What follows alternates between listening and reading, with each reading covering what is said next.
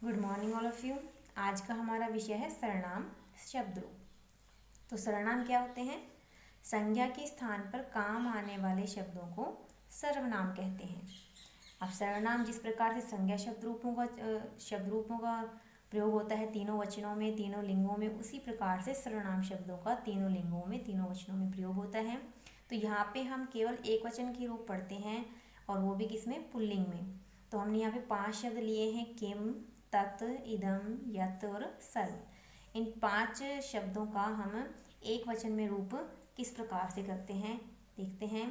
तो इसमें 7 विभक्तियां हैं, 7 विभक्तियां दी हैं।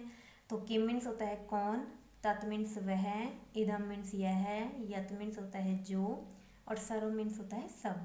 तो प्रथमा विभक्ति में रूप चलता है किम का कह, तत् का सह, इदम अयम, यत् का होता है यह, सर्व का सर्व है। द्वितीया में कम, तम, इमम, यम सर्वम रूप बनता है। तृतीया में केन, तेन, अनेन, येन सर्वेन रूप बनता है 5 शब्दों में। चतुर्थी का बनता है कस्मै, तस्मै, अस्मै, यस्मै, सर्वस्मै। पंचमी का कस्मात्, तस्मात्, तस्मात्, यस्मात्, सर्वसमात्।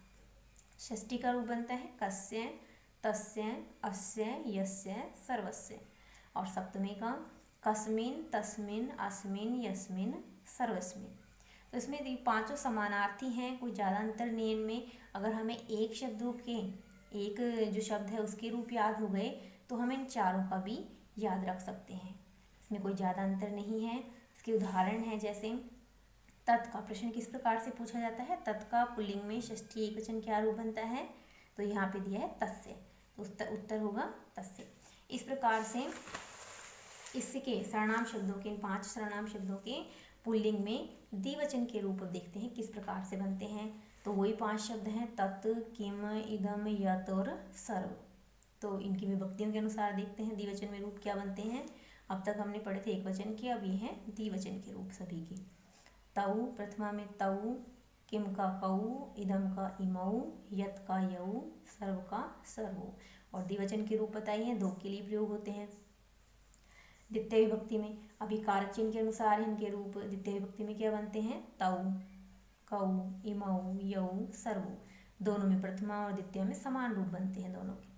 तृतीया में ताभ्याम, काभ्याम, आभ्याम, याभ्याम, सर्वाभ्याम। चतुर्थी में ताभ्याम, काभ्याम, आभ्याम, याभ्याम, सर्वाभ्याम। पंचमी में ताभ्याम, काभ्याम, आभ्याम, याभ्याम, सर्वाभ्याम। तीनों में, चतुर्थी, तृतीय और पंचमी, तीनों में एक जैसे रूप बनते हैं, समान। षष्ठी में तयो, कयो, अन्यो, ययो, सर्वयो। सप्तमी में तयो, कयो, अन्यो, ययो, सर्वयो। इस प्रकार से रूप बनते हैं इनके। तो वो भी इन विभक्तियों के अनुसार अगर अर्थ करके देखें तो प्रथमा का क्या होता है? प्रथमा का अर्थ होता है कारक चिन्ह के अनुसार ने। तो जैसे तत् का देखते हैं, तौ मीन्स होता है वे दोनों, उन दोनों ने।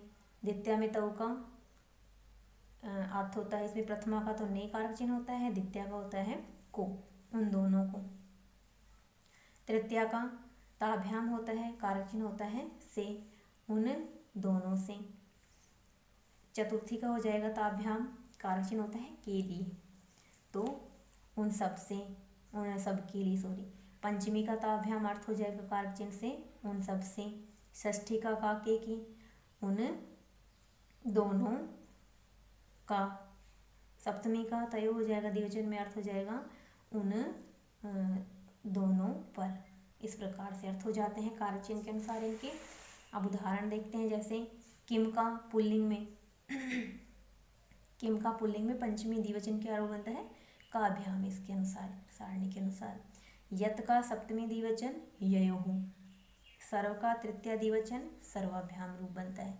इस प्रकार से प्रश्न पूछे जाते हैं।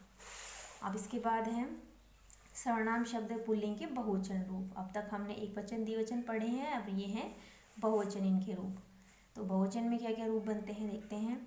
तत् का वही शब्द है तत्, किम, इदम, यत्, सर्व। वही अर्थ है इनके, वह, कौन, यह, जो, सब। तो प्रथमा के क्या रूप बनते बहुवचन में? केवल बहुवचन में पुल्लिंग शब्दों के ते, के, इमे ये सर्वे। द्वितीया के तान कान इमान यान सर्वान। तृतीया के तई कई एभि यई सर्वै। चतुर्थे के रूप बनते हैं तेभ्य केभ्य एभ्य येभ्य सर्वेभ्य। पंचमी के तेभ्य केभ्य एभ्य येभ्य सर्वेभ्य समानार्थी हैं। षष्ठी के तेसाम केसाम एसाम येसाम सर्वेशाम।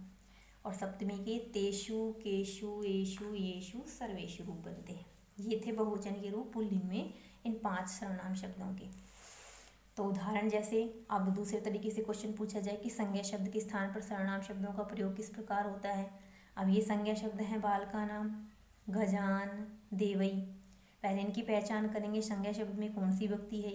बालका नाम में षष्ठी बहुवचन है, गजान में द्वितीया बहुवचन है, देवई में तृतीया बहुवचन है। तो बालका नाम षष्ठी बहुवचन है, तो यहाँ पे हम सर्वनाम शब्द देखेंगे षष्ठी बहुवचन के तेसाम केसाम एसाम येसाम सर्वेशाम। इनका प्रयोग कर सकते हैं इनके स्थान पर, संज्ञा के स्थान पर सर्वनाम शब्द। ऐसे ही गजान है, अब गजान ये द्वितीय बहुवचन है, तो क्या हो जाएंगे कान सर्वान यान। तो ये हमें इनका प्रयोग हम प्रश्न निर्माण में भी करते हैं सर्वनाम शब्दों का। ऐसे ही देवई है, कई तई एभि सर्वई। इस प्रकार से इनका सर्वनाम प्रयोग हो जाएगा। तो ये थे पुल्लिंग में सर्वनाम शब्द 5 शब्द थे, उनका हमने एक वचन में, द्विवचन में और बहुवचन में प्रयोग इस प्रकार किया है।